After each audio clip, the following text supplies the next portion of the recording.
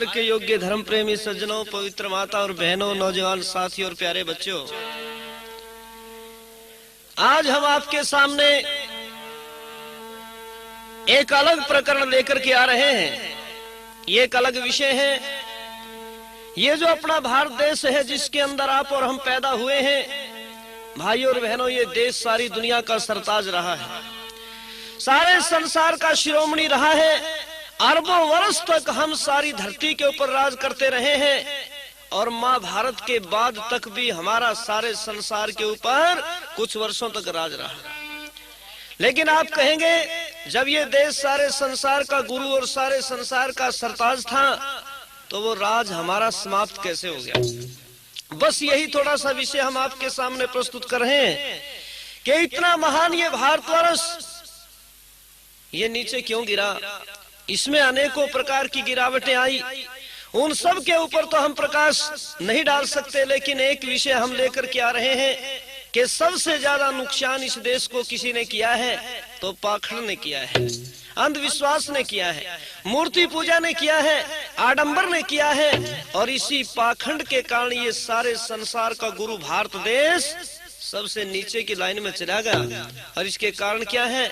लो सुनो, ये देश कभी ऋषियों का देश था, वेदों का देश था, संत और महंतों का देश था, लेकिन आज इस देश में पाखंडियों ने डेरे डाल लिए।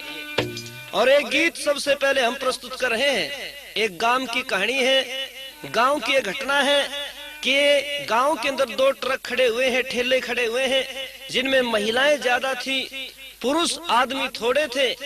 और एक लड़की जो है, जो उस गांव में ब्याह रखी थी, इस गांव की बहू थी, भाई वो अपने खेत में तैयार का भरोटा लेकर आवे थी। उसने वो ट्रक वाली ने बोली, भाण चल तने गंगा जी ले चलेंगे।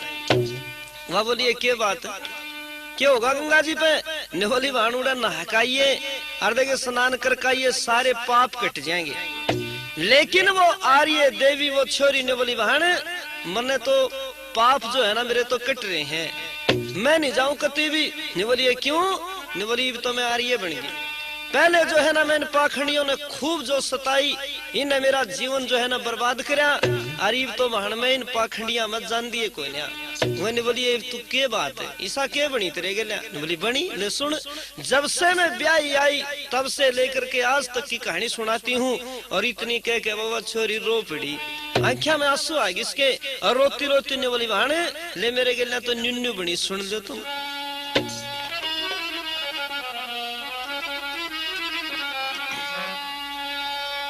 हे मैं तो बहुत घनी दुख पाइए सखी,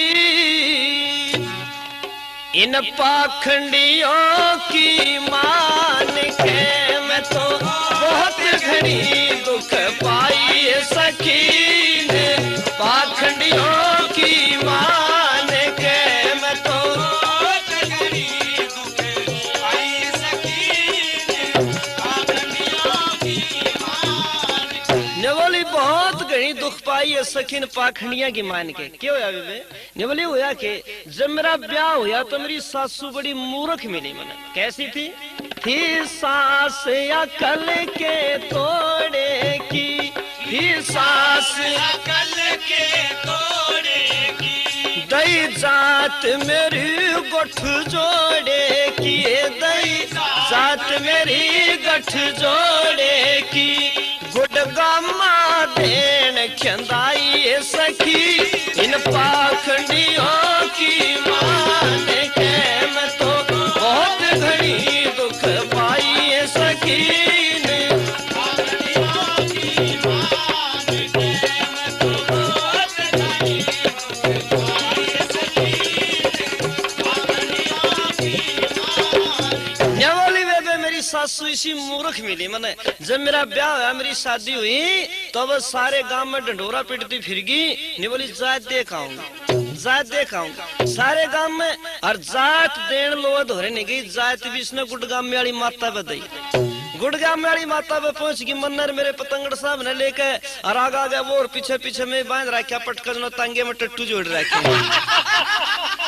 और डेरू ढोल बजा के उड़त जात दे मेरी। ने बोली फिर के मेरे बीमारी थी। क्या बीमारी थी? ने बोली थोड़ी थी शुरू में तो।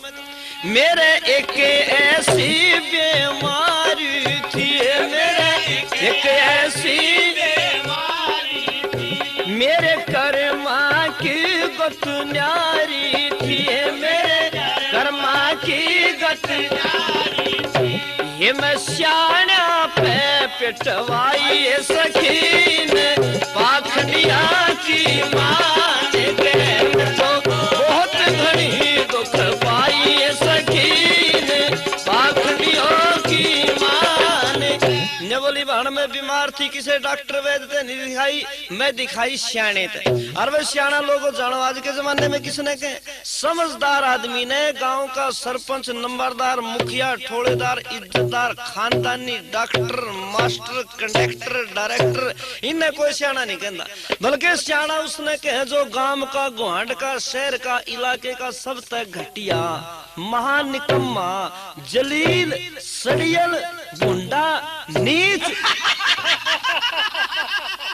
यानी कतई जो अव्वल दर्जे का गिरे आदमी, उसका नाम श्याणा दे रखा। ये श्याणे देखे तुमने?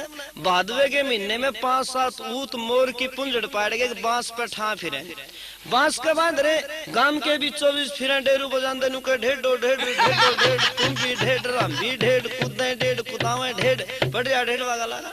हमने पूछा वहां भाई साहब कित जाओगे? ने बोले जी हम जावेंगे गुग्गे की माड़ी पे। मखा भाई थारे माड़े दिन लाग रहे, माड़ी पे जा सकते। यानी जिस देश के लोग लुगाई इकट्ठे हो गए डेरू ढोल बजा के माड़ी पे जावे, उनके अच्छे दिन लाग जाएंगे के।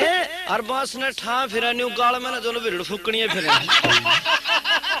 डेरू ढोल बजा के गुग्गे पे ये जो है ना जावे। और वैसे देखो भाई डेरू श्याणा जरूर है, जो भगत जी है ना बजानिया, ये निशाना कती भी, इन्हें तो लालच है बेचारे दाने दुने मांगण का, पर डेरू श्याणा है।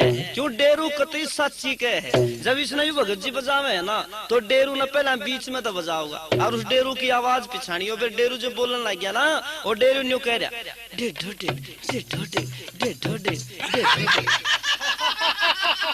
उसकी आवाज लिख रही ने बोला ढेडो ढेड।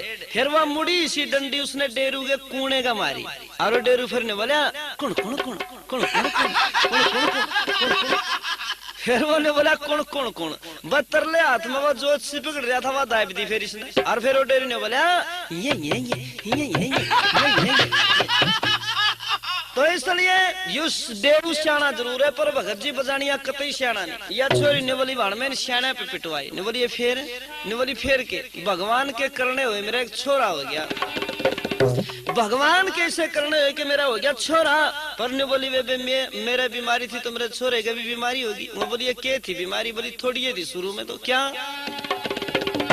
मेरे पूत के उल्टी मोड़े थे, छोरे के उल्टी मोड़े थे, मन पूजे पाथर रोड़े थे, मन पूजे पाथर रोड़े थे, ना देने दई दवाई सकीन पाखंडियों की मान के तो बहुत घनी दुख पाई सकीन पाखंडियों की मान के।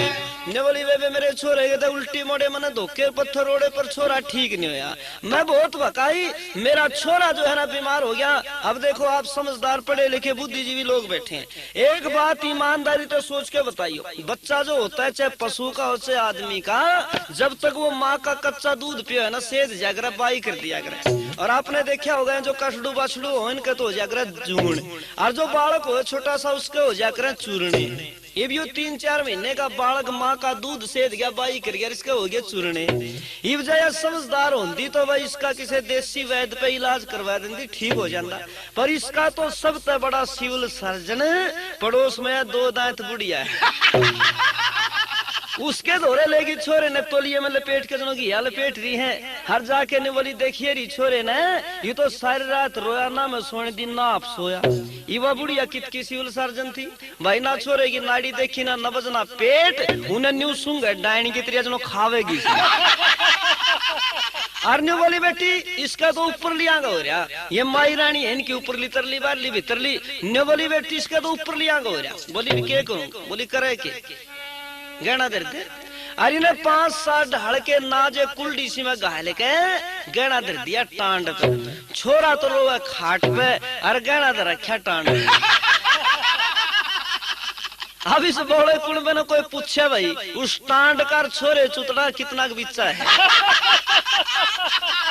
इतने दूर ते ये चूरने मरण का ब्योत बन जाएगा कहे, पर इतना बोला देश पाखंडी अंधविश्वासी छोरे पे नवार के गहना दे दिया इसने। नुगा इससे ठीक हो जाएगा।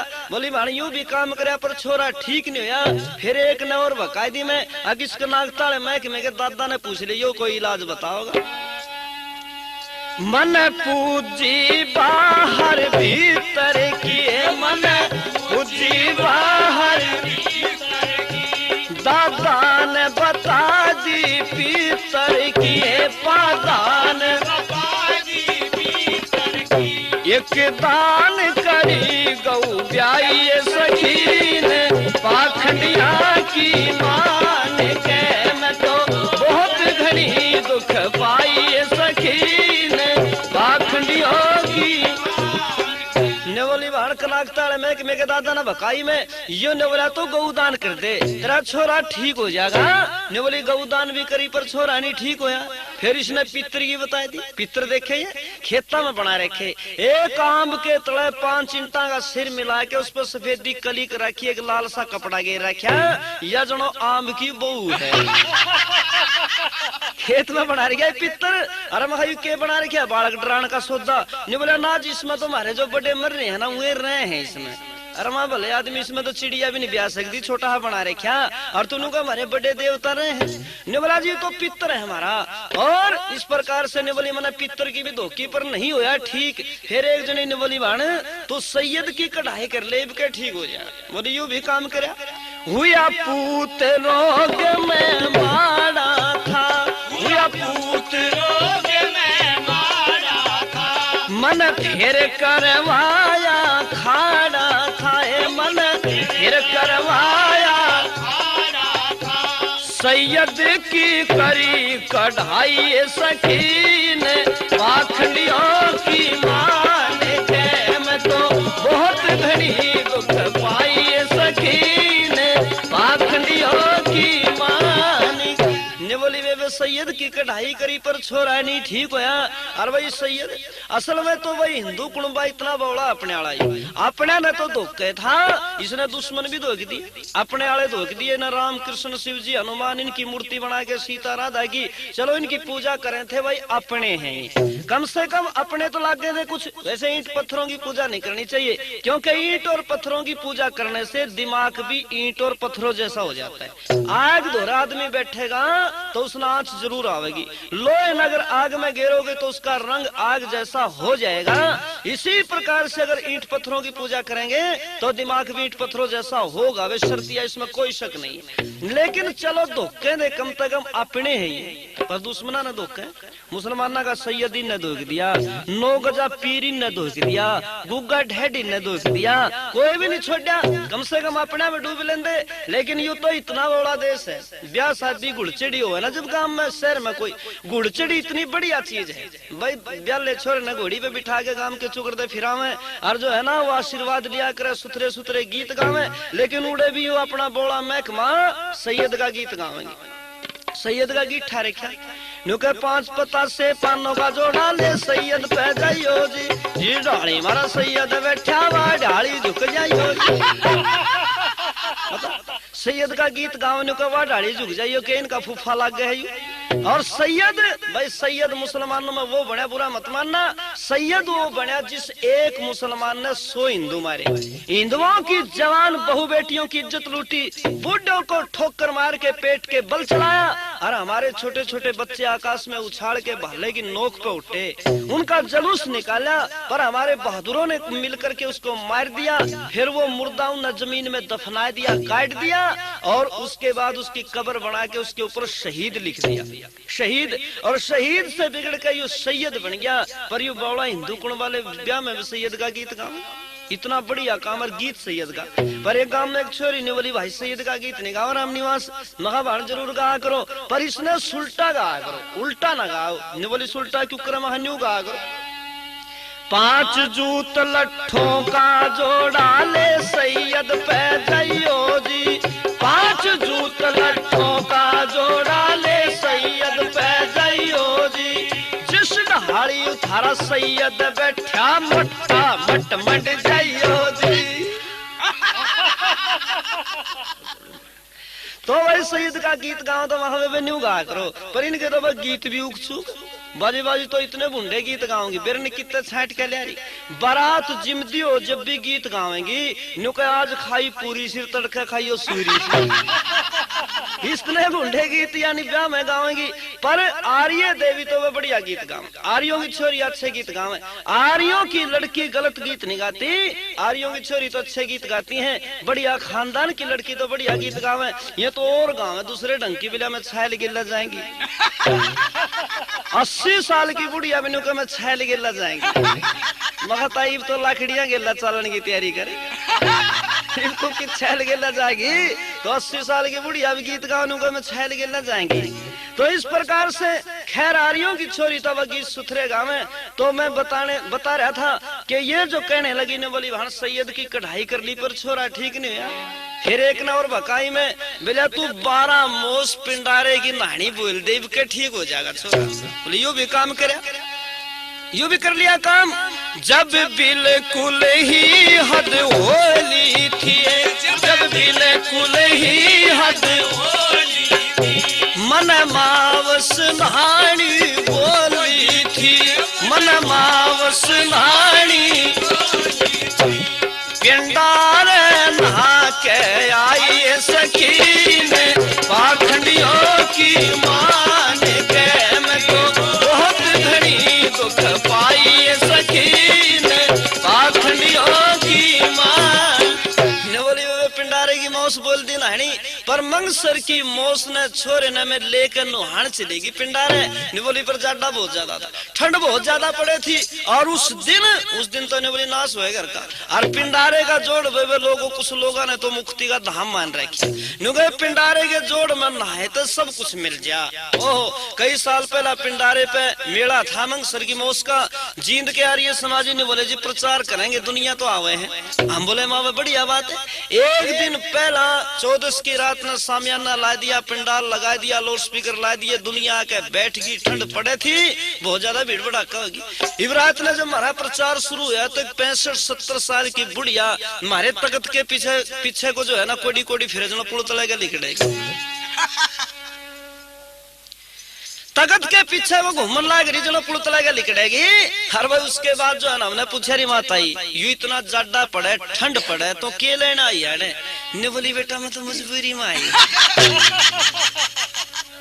ने बोली मजबूरी में आई के बात मां मजबूरी ने तेरी क्यों है मैं सोखा लाग रहा अक्तरी पिलसण उकरी है तेरी मजबूरी क्या की होगी। ने बोली बेटा मजबूरी यह है मारे बहू 8 साल हो गई आंधी जांदी ना उसका बढ़ के ना होंगे। पर ने बोली भाई बेटा बहु 8 साल हो गए आती जाते ना उसका बालक ना होंगे। फिर मैं बोला माता ये फैक्ट्री खुल रही है बालक होने की दरखास्त देना आई है क्या ने बोली ना बेटा ये तो सत पता है पिंडारे के जोड़ में कोई नहले तो उसका बालक हो जाए। मगर ताई झूठ बोला है इस पिंडारे वाले झूठे ने 10 साल हो गए रोज नहावे एक भी ना हो लिए। पर हमारी बात के मानी उसने भाई हमारी बात नहीं मानी। एक बाबा जी के धूने पे पहुंच गई और उड़ा हाथ जोड़ा खड़ी ने बोली महाराज बहू के बालक नहीं होंगे। फिर मैं ताई तो खुदे छड़े गाड़ गारे बनने इस पे खित के लाल मांगे है तू। पर भाई वो बाबा जी कोई असली महात्मा बढ़िया साधु नहीं था, उसने भी 150-200 रुपए तोड़े के भाव का सुल्फा फूक के राख का ढेर ला रखा। इतना महंगा सुल्फा फूक के राख का ढेर ला रखा और वह राख लेकर कागज में पुड़िया में बांध के दे दी। निवले माई की बेटी बहू न चटा दी और उसको सिर में झाड़ दिए बालक हो जाएगा। और वह फेर आली बुढ़िया ने बोली रे भाई बस नहीं देखे तू न्यू क्या था कुछ नहीं देखे बेटा दुनिया में सारी चीज है और दुनिया में इन संत महात्मा दो रहा तो सारी चीज है। ने बोली देखे महाराज जी ने विभूति दी है फिर माता के लिए इसमें बोली न्यू तो बेरा नहीं पर महाराज ने यहाँ एक विभूति दी है न्यू क्या बहू के सिर में झाड़ दिया और चटाया दियो बालक हो जाएगा। फिर महाता ये एक काम करिए तो क्या बेटा महा जब वह राख तू बहू के सिर में झाड़ है तो अपने आले हाथों के लिए धो ली।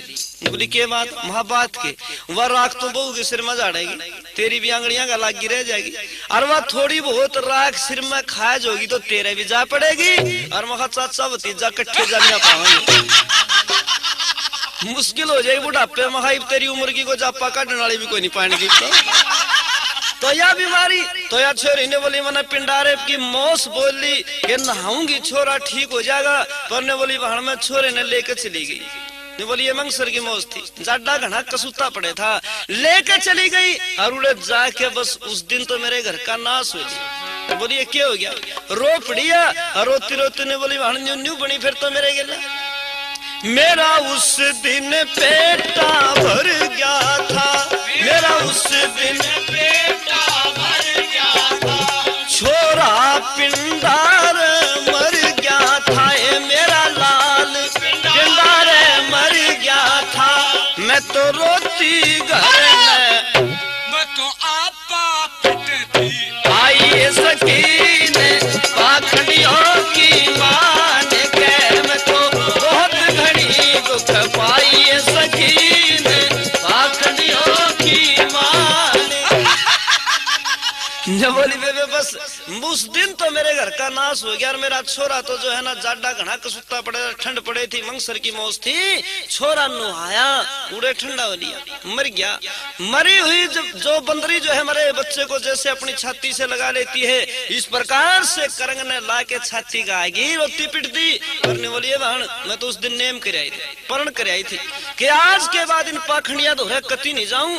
मैंने बोली तू किते नहीं जानती ने बोली जा तो करूं कित मंगल वेद के उपदेश में ये मैं आर्यों के उपदेश में अब जाऊंगी हमेशा में अब जाऊंगी हमेशा में ये नाला दूं बहकाई सकीन पाखड़ियों